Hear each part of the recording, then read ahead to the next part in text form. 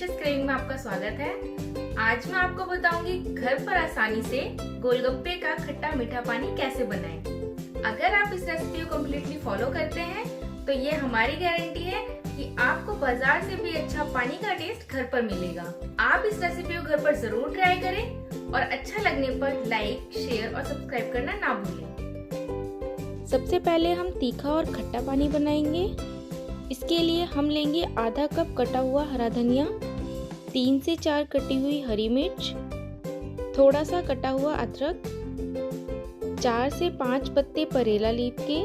मेरे पास यहाँ पर पुदीने के पत्ते नहीं थे इसलिए मैंने इसका यूज़ किया। इन दोनों का फ्लेवर सिमिलर होता है, आप पुदीने के पत्तों का यूज़ करें। 2 नींबू का रस।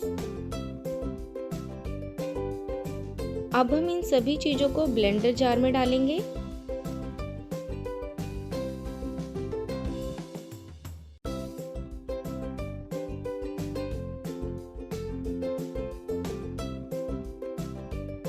साथ ही हम इसमें स्पाइसेस डालेंगे। हाफ टी स्पून लाल मिर्च पाउडर, हाफ टी स्पून जीरा पाउडर, हाफ टेबल स्पून आमचूर पाउडर,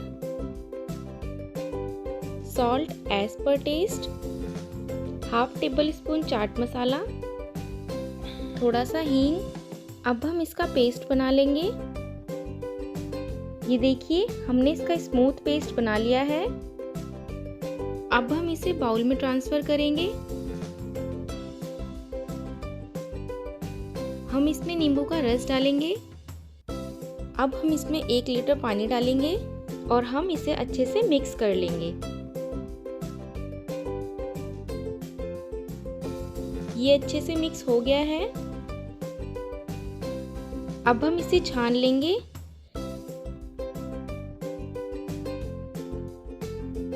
ये देखिए हमने इसे अच्छे से छान लिया है और वेस्ट को अलग कर लिया है।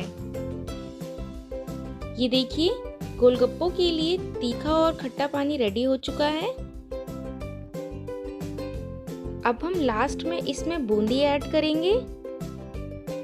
आइस क्यूब डालने के बाद तीखा खट्टा पानी गोलगप्पों के साथ एंजॉय करने के लिए रेडी हो जाएगा।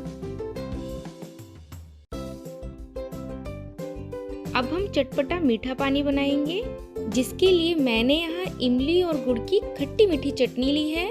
इस चटनी का लिंक आपको इस वीडियो के डिस्क्रिप्शन बॉक्स में मिल जाएगा। चटनी को हम एक बड़े बाउल में डालेंगे, जिससे हम उसमें पानी डालकर उसे अच्छे से मिला सकें। हम इसमें 1 लीटर पानी डालेंगे। चटनी को हम पानी में अच्छे से मिला लेंगे। ये देखिए चटनी पानी में अच्छे से घुल चुकी है। सबसे पहले हम इसमें डालेंगे थोड़ा सा हींग, salt as per taste, half tablespoon आमचूर पाउडर, हाफ टी स्पून जीरा पाउडर,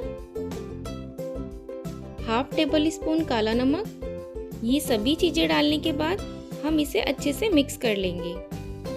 हम इसमें हाफ टी स्पून लाल मिर्च पाउडर डालेंगे, जिससे इसमें तीखा और चटपटा फ्लेवर आ जाएगा। इसे अच्छे से मिक्स करने के बाद अब हम इसे छान लेंगे। हमने पानी को छान लिया है। फाइनली इसमें भी हम बूंदी ऐड करेंगे। आइस क्यूब डालने के बाद गोलगप्पों के लिए चटपटा खट्टा मीठा पानी भी तैयार है। देखिए गोलगप्पों के लिए चटपटा मीठा और तीखा खट्टा पानी रेडी है।